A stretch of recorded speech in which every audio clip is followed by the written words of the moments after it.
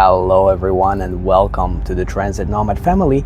In this video we are going to be discussing Belgium public transportation pricing and the worst transit app, which is called SNCB. Before we get started, I'd like to let you know that I'm in Belgium for a couple of weeks, and at the end of this trip I'll be recording my final verdict video comparing Belgium with other countries to help you decide if you should visit, while also saving you lots of time and money with practical tips on how to get the most out of your trip. This will be an exclusive video, but you can easily gain access to it by subscribing or donating any amount on buymeacoffee.com/transitnomad or through the link in the video description below.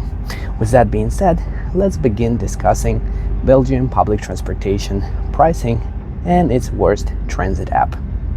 We are currently riding one of the SNCB trains, which offers a very scenic ride between different cities across Belgium. I highly recommend checking it out. And this is likely one of the transit modes that you are going to use in addition to public transportation within the city itself. Most likely you're going to be based in Brussels, which is the capital, and that's where most flights go to.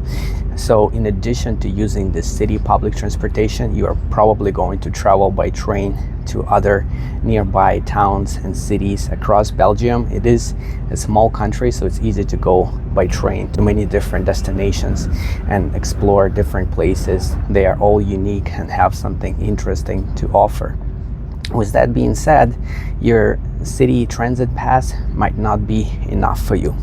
But if you were to only stay in the center of Brussels and only explore that central area, the prices start at around €2 per trip. I'm giving you approximate pricing, and that €2 gives you 60 minutes of usage, which means you can transfer for up to 60 minutes between buses and trams, and also trains, as long as you are within that central area. Now, if you are going a little bit outside of that central area, which is not far at all, you can get there pretty quickly, that's gonna likely require a larger coverage for your pass. They have so many different passes available, and it is a little bit confusing to figure out which pass you need, but that's going to cost €3 and up per 60 minutes of usage. If you know that you're going to be using it more than 10 times, if you're going to use public transportation more than 10 times, they have discounts if you buy 10 tickets ahead of time. It's going to save you approximately 20%, so I recommend taking advantage of that, as it's going to be cheaper than tapping your card. If you choose to stick to tapping your credit card when you board, keep in mind that their daily cap is fairly high. You need to tap it at least 4 times in a day, which is gonna cost you over €8 in order to stop being charged. €8 is the daily cap for just that central part of Brussels, but if you go outside of that area, it's going to be higher. So it's definitely not a cheap option to do it that way. If you were to buy a 10 trip pass for the broader area that covers a little bit of outside of Brussels, it is going to cost you a little bit less, so I recommend checking out that option. Another cool thing that they offer is 50% discounts on weekends for train trips. So if you wanted to travel from Brussels to Antwerp or any other city around Belgium, you can do so for half the price on Saturdays and Sundays, as long as you buy a round-trip ticket. The easiest way to, I'm not sure if that is the easiest way actually, but one of the most straightforward ways to buy your tickets is to use their app, which is called SNBC. This is where I was having a lot of issues because the app was not very friendly for tourists. For example, when you buy a pass, whether it's a single journey ticket or one of these 10 trip discounted tickets, they give you a bunch of logos to choose from, and you are supposed to know which logo stands for which transit agency before you get on board. So you have to activate it for that specific transit agency. And as a visitor, I had no idea which one is for trains, which one is for buses. Oh, they have another agency serving other bus routes, and they don't give you clear information on how to choose that. So you just kind of have to ask someone or try your luck figuring out which logo is for which transit agency. I don't know why they designed it this way. I assume it's because they need different QR codes for different transit agencies, but I wish they could understand that not everyone would know which agency they are traveling with at any given time. Now, a couple other things to keep in mind is with this app, you can access all kinds of passes, and it's good to have so many options, but it can also be overwhelming, especially if you don't know exactly which zone you need to travel to and from. The app is not very straightforward when it comes to helping you figure that out. For example, I'm staying at Vivolder station or Vivolde station. I'm not sure how to pronounce that correctly, but it is just a 10 or 15 minute ride from central Brussels. However, it is not included in their regular transit pass, which means I need to buy a special kind of pass. It's called XL or something like that, and the app was not telling me that in a straightforward way. I had to do some research in order to figure that out.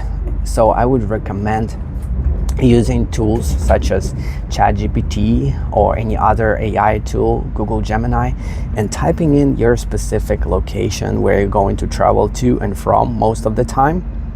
And that's going to help you understand which specific pass is your best bet, because if you get the pass for just the central part of Brussels and you take it outside of that area, chances are you might. Beste reizigers, zometeen komen we aan in de zone Antwerpen. Deze trein stopt in Antwerpen-Berchem en Antwerpen Centraal. In Antwerpen-Berchem is het vertrek van volgende treinen voorzien. IC-trein naar Gent en Oostende van 12:13 spoor 6. IC-trein naar Mol, Hamont en Hasselt van 12:15 spoor 5. Stoptrein naar Puurs van 12:18 spoor 6. EC-trein naar Lier en Hasselt van 12:22 spoor 5. EC-trein naar Gent, Sint-Pieters en Deinze van 12:42 spoor 6. En de L-trein naar Lier en Leuven van 12:44 spoor 5. Volgende halte Antwerpen-Berchem. Alright, sorry about that. They were making an announcement, so I was just saying that if you travel with that pass outside of central Brussels, chances are you might get fined. Another gray area that is kind of unclear if you get fined or not is if you continue using your pass after 60 minutes. Because what happens is if you need to transfer from a tram to a train, let's say you activate your pass before you board the tram, and then you get to the train station, and then you need to wait for the train for like 30 minutes or something, and guess what, by that time your pass might already expire, since they are giving you only 60 minutes of usage. And this means that you kind of have to activate another pass, which is so expensive and a little bit ridiculous, considering maybe you only need to travel by train for a couple more stops, or maybe it expires right before the time you are boarding that train. I wish they gave you a little bit more time. A lot of cities in the world give you more time than an hour, especially for this kind of system when it's a little bit expanded outside of the city center, and a lot of people need to use it that way. I wish there was some pass for 2 hours instead of an hour. And I wish there were some ways to simplify the whole process for people. For example, people would assume that tapping your credit card would be the easiest way to pay and the cheapest way, but in this case it's not the cheapest, and neither it is the easiest, because I don't see a way to tap your credit card on the train. So you could tap your credit card on the bus or on the tram and pay extra, and then you can't tap it on the train. And if you are on the train and the fare conductor catches you without a fare, they're gonna charge you a lot extra, not just a little bit, but a lot extra. And guess what? If you're paying with the app, you can't tap that pass on the bus or tram. Most buses and trams, they don't have the scanner for smartphone apps for QR codes. And I approached a person who was working on the tram, and I asked them, so how do I pay? I have this pass, it's been activated on the train and it should be valid everywhere, but I don't see where to tap it or where to scan it. He said he didn't know either. And this seems to be kind of a mess in terms of how you pay on the bus versus the tram versus the train, what kind of pass you need to buy, where you should tap it, where you should scan it, and how to get the best deal. Belgium is not easy to figure that out, and your best bet is to use AI. Unfortunately, in this case, I can't tell you anything else. You have to use AI and do the research based on your specific destination and the origin of your journey. That way, hopefully, you will know better.